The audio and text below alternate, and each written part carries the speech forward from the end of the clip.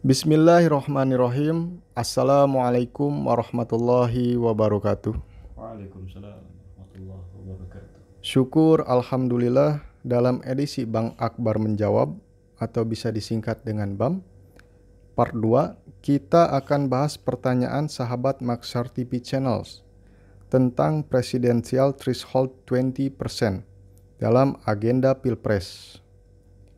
Selanjutnya, marilah kita ikuti acara BAM Part 2 bersama Bang Akbar, Maulana Akbar Sarip Al-Bantani, Presiden Lajnah Tanfiziyah, Pimpinan Ormas Kaum Muslimin Indonesia, atau KAMI. Dalam episode ini, ada 3 pertanyaan nih Bang Akbar dari sahabat Maxar TV.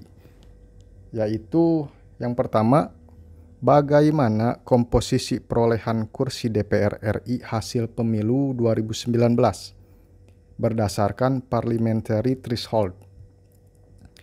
Yang kedua, apakah Bang Akbar setuju dengan gagasan atau tuntutan penghapusan presidensial threshold 20%? Dan yang terakhir, ini yang ketiga, menurut pandangan Bang Akbar, kira-kira seperti apa formasi koalisi parpol yang sebaiknya dibentuk dalam pemilu 2024 nanti?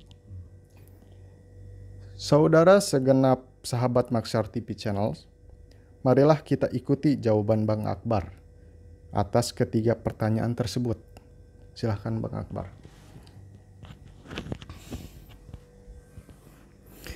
Bismillahirrahmanirrahim. Assalamualaikum warahmatullahi wabarakatuh. Waalaikumsalam warahmatullahi wabarakatuh. Sampurasun.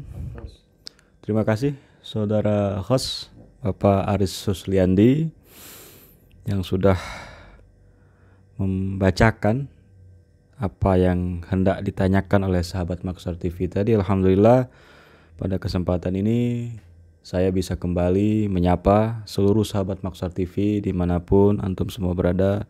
Semoga senantiasa dalam lindungan Allah Subhanahu wa Ta'ala.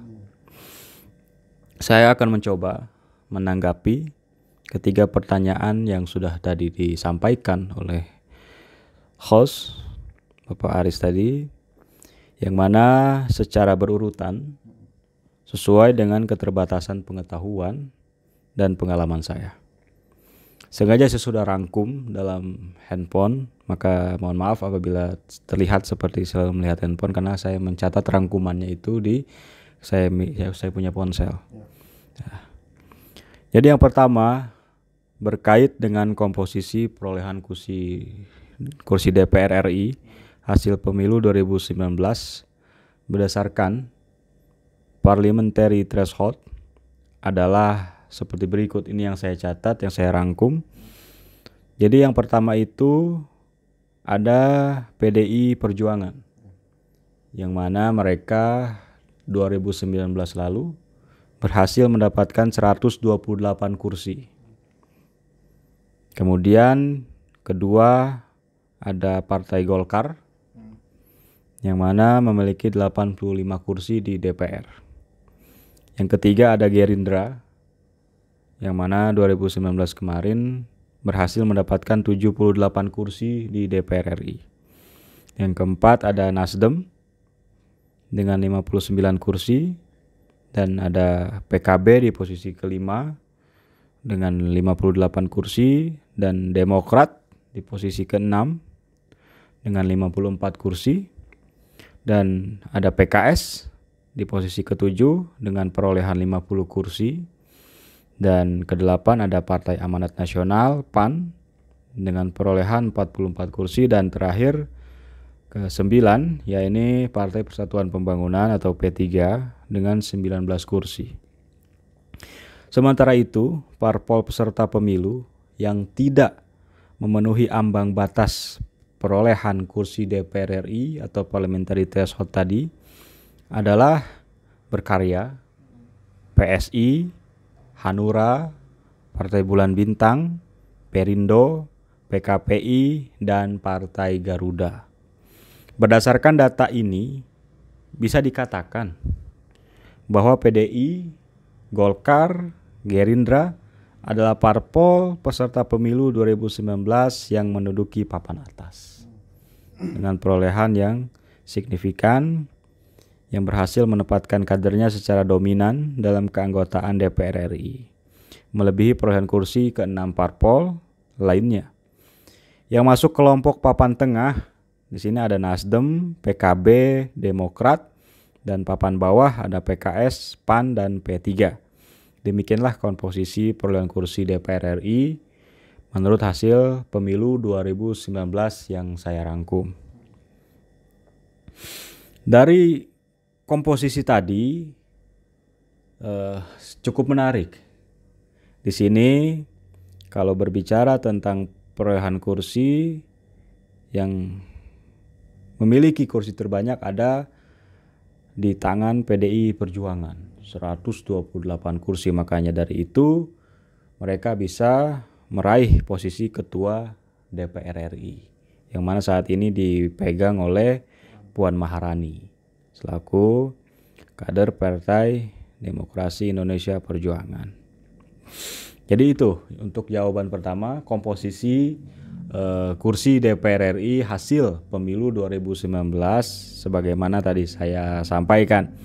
Saya ingin coba masuk ke pertanyaan yang kedua mengenai gagasan atau tuntutan penghapusan presidensial threshold 20%. Saya memandang bahwa presidensial threshold ini memang merupakan sebuah persyaratan politik yang ada bagusnya dan juga ada tidak bagusnya. Jadi adanya parliamentary threshold ini ada positif dan negatifnya bagi saya. Dengan adanya syarat presidensial threshold, maka setiap parpol peserta pemilu yang lolos parliamentary threshold, jadi ada dua nih, ada parliamentary threshold, ada juga presidential threshold. Yang mana kalau parliamentary threshold ini ialah syarat yang mengharuskan partai politik mencapai ambang batas. Jadi di atas itu baru mereka boleh menaruh kader-kadernya di DPR. Tapi kalau di bawah itu mereka tidak lolos di DPR RI. Ya. Kemudian ada juga presiden threshold di sini. Ya ini kalau misalkan para pemain politik atau kader-kader partai politik yang hendak maju sebagai calon presiden, di sini juga ada persyaratan yang harus dipenuhi. Maka dari itulah di sini agak panjang saya rangkum. Sebagaimana tadi ada parliamentary threshold dan di sini ada juga presidential threshold. Memang ini merupakan sebuah persyaratan politik yang ada bagusnya dan juga tidak ada bagusnya. Dengan adanya syarat presidential threshold, maka setiap partai politik peserta pemilu yang lolos parliamentary threshold dipaksa untuk berkoalisi. Dari tadi komposisi kursi yang sudah kita sama dengarkan, kita sudah bisa tebak mana-mana partai-partai yang bisa berkoalisi, karena ada syarat untuk menyalonkan presiden juga, ada presiden threshold, yaitu sama juga, yaitu sekitar 20% itu tinggal dihitungkan dengan komposisi kursi yang dimiliki. Nah, baik, kemudian dengan adanya syarat-syarat tersebut, maka tidak tertutup kemungkinan partai-partai politik dipaksa untuk berkoalisi sehingga jumlah capres atau cawapres RI yang bisa diajukan jumlahnya terbatas. Cuma 2 atau 3 pasang saja. Kalau dulu itu masih sangat terbuka. Tidak ada batasan-batasan dengan syarat-syarat seperti yang saat ini ada. Maka dari tahun 99 itu bebas asal mereka mau mendaftarkan partai politik, bebas. Yang meraih suara bisa masuk ke DPR, dan presiden dulu tidak ada pembatasan seperti ini. Maka tahun 2004 kalau tidak salah itu mulai dari zaman pencalonan SBY itu ada berapa pasang, ada sampai 5 itu calon presiden dan wakil presiden. Dengan adanya presiden threshold, maka jumlahnya itu terbatas. Sebagaimana tadi harus ada koalisi, tentunya hanya bisa menghasilkan 2 atau 3 pasang saja. Namun hal ini dirasakan tidak sesuai dengan hak demokrasi. Ya, di sini negatifnya. Yang menghormati kebebasan memilih capres atau cawapres. Jadi secara negatifnya di sini, jadi seakan-akan suara-suara partai yang tidak lolos parliamentary threshold ini seakan sia-sia karena mereka tidak bisa masuk ke DPR dan berkorelasi dengan pencalonan presiden. Jadi partai-partai yang tidak masuk kepada parliamentary threshold tadi, tidak lolos itu tidak secara tidak bisa mencalonkan presiden karena mereka tidak memiliki kursi di DPR. Jadi hanya ikut-ikutan saja. Nah, ini yang secara negatifnya itu mencederai hak demokrasi. Ya, ini hak demokrasi itu ialah menghormati kebebasan memilih capres atau cawapres sesuai dengan aspirasi konstituen masing-masing parpol. Sementara itu, bila presidensial threshold dihapuskan, bisa dibayangkan betapa banyaknya jumlah capres cawapres yang diajukan oleh masing-masing parpol. Ya, tadi secara negatifnya ada keterbatasan kader-kader bangsa ini, putra-putri bangsa yang hendak maju mencalonkan diri sebagai presiden agak terbatas karena adanya presiden threshold. Tapi kalaupun itu tidak ada, kita bisa bayangkan pasti akan terlalu banyak juga calon-calon capres dan cawapres. Kalau mengacu pada parliamentary threshold 2019, bisa dikatakan sekurang-kurangnya ada 9 pasangan capres cawapres yang akan meramaikan agenda Pilpres seperti Pilpres tahun 2009. Yaitu saat Megawati mencalonkan presiden bersama itu yang tadi saya bilang pada 2004 yang lalu itu ada Megawati dan Hasyim Muzadi, kemudian Amin Rais dengan Siswono Yudhohusodo, SBY JK, Wiranto dan Salahuddin Wahid, Hamzah Hasan Agung Gumelar. Itu ketika tidak ada pembatasan presidensial threshold. Itu bisa sampai 5 bahkan 6. Ya. Yang mana pada 2004 itu pemilihan berlangsung 2 putaran. Ya. Kemudian bagaimana jadinya jika Pilpres 2024 umpamanya diikuti oleh 9 pasangan? Tentu akan lebih rumit menurut saya mengaturnya. Lebih panjang waktunya, lebih panas iklim politiknya, dan tentunya akan lebih bengkak budgetnya. Ini berkorelasi dengan anggaran pemilu. Namun demikian, saya setuju bila ikhwal presidential threshold 20% ini diuji kembali oleh MPR dan juga MK, juga KPU, sehingga kesimpulannya bisa memperbaiki kualitas Pilpres kita. Jadi kalau misalkan hanya 2 pasang saja ya banyak sekali kader-kader bangsa, putra-putra bangsa yang memiliki kapasitas, kapabilitas dari segi wawasan keilmuan, intelektual, kemudian pemikiran-pemikirannya untuk memajukan bangsa ini, ketika dia hendak maju selalu terhadang dengan adanya presiden threshold ini, karena hanya para partai-partai politik yang memiliki kursi saja yang bisa bergaining untuk mencalonkan presiden. Nah, tentunya di sini kader-kader bangsa yang memiliki kapasitas akan sedikit terhalangi jalannya untuk maju sebagai calon presiden. Tentu ini berkorelasi dengan kualitas pemilihan presiden di Indonesia ini. Kemudian berkaitan dengan pertanyaan ketiga tadi, menyangkut bentuk koalisi parpol yang sebaiknya dibentuk dalam pemilu 2024. Saya pikir tidak bisa dipisahkan dari hasil parliamentary threshold. Apabila kita berasumsi bahwa komposisinya beda tipis dari hasil pemilu 2019, maka sebaiknya dibuat 3 koalisi kalau menurut saya. Tadi sudah kita bisa dengarkan komposisi kursi di DPR. Kalau saya rasa itu bisa dibagi menjadi tiga kubu koalisi, ya. Contohlah koalisi pertama terdiri dari PDIP, Gerindra, sebutlah namanya koalisi nasionalis.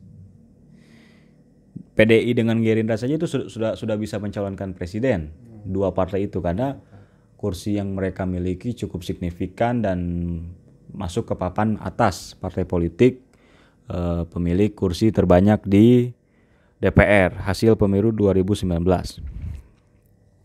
Kemudian koalisi kedua terdiri dari PKB, PKS, PAN, dan P3. Sebutlah namanya koalisi Islam, karena saya rasa mereka ini partai-partai yang masih ada kaitannya dengan Islam. Jadi bisa menjadi poros baru dalam perpolitikan negeri kita, yang siapa tahu bisa terbentuk suatu poros baru, yakni koalisi Islam dari partai-partai Islam yang saya sebutkan tadi. Ada 4 partai, PKB, PKS, PAN, dan P3.